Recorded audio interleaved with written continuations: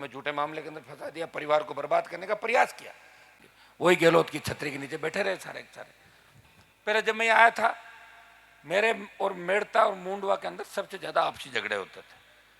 मैंने प्रयास किया, मैं भुगत भोगी हूं, हमें झूठे मामले के अंदर फंसा दिया, परिवार को बर्बाद करने का प्रयास किया।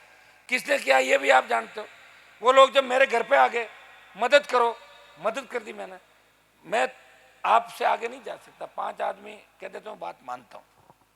मैंने एक बात शुरू करी, मैंने कहा अपन आपस में लड़ेंगे तो सत्ता में कभी नहीं आ पाएंगे, न हमारा विकास होगा।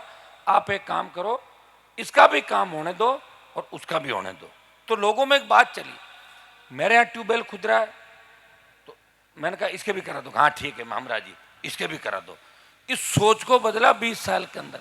और वो इलाका जहाँ सबसे ज्यादा हमारे लोग लड़के आपस में कत्ल करते थे एक दूसरे का, वो साथ बैठने लग गए। ये प्रयास मैंने किया, मैं एक दिन के अंदर ईश्वर भी नहीं कर सकता सारी चीजें।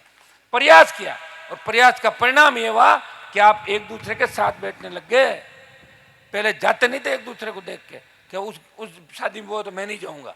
तो इसमें बदलाव किया, समय लगता है। एक आदमी को अगर कह रहा हूं बदलाव करूंगा, तो राजस्थान की जो परिस्थितियां, यहाँ आदिवासी अलग ट्राइबल बेल्ट है, आप देखिए नॉर्थ जो आपका ईस्टर्न का बेल्ट है वो बिल्कुल अलग है।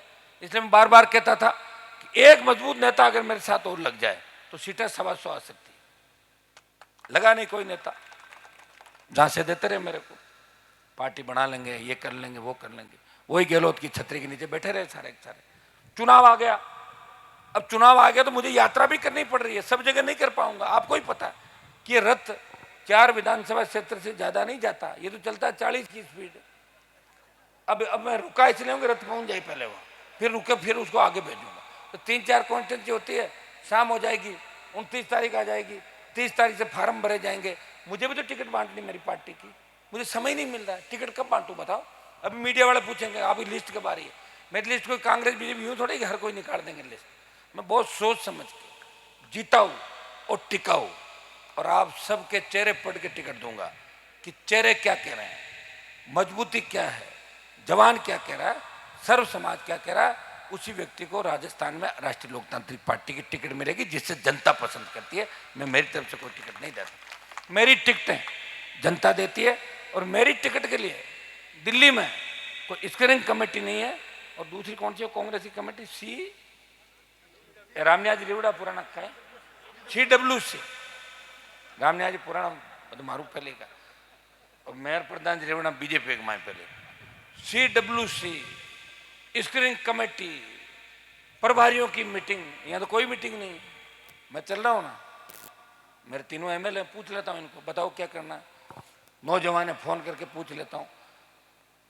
इस समय जब सारे लोग टिकट में व्यस्त है, हनुमान बेनीवाल इस राजस्थान की जनता को सत्ता संकल्प के माध्यम से अपना हक और अधिकार दिलाने के लिए लगातार लगा हुआ। उसे चिंता नहीं है टिकट की, उसे चिंता है कि मैं राजस्थान के भाइयों को जगाऊं और उन्हें उनका हक दिलाऊं, इन दोनों पार्टियों की पोल पट्टी खोलूं आपके सामने। ये चिंता मुझे है।